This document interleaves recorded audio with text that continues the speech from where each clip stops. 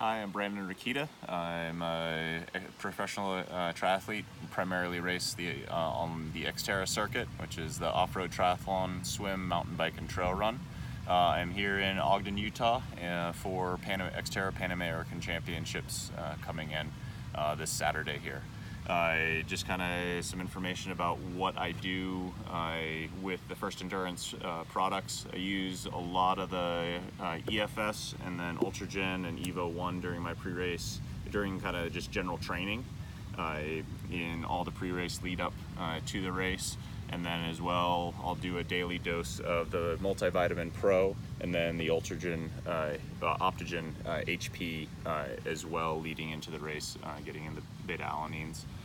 During the week after workouts, I really love doing the Evo 1 as a quick, just kind of calorie boost immediately after every workout to make sure I'm always topping off the glycogen stores and making sure everything's primed and ready to go for race day. So coming into race morning, I'll generally have a 24-ounce bottle of water, typically with only one serving of EFS, but still keeping hydrated, but still getting in some electrolytes leading into the race there. As well, 30 to 40 minutes out, I do 3 capsules of pre-race as well before the race. For me, I found that it helps. I know that some athletes have found that it plays with their system too much, so it's definitely something where you definitely want to try it out before race day to make sure. I found it works really, really well in giving me an extra boost during either hard workouts or on race day for sure. Into the race, I race with the EFS Pro on every race at this point. Just the lighter sweetness, it doesn't matter what temperature it is, that sort of thing with all of them.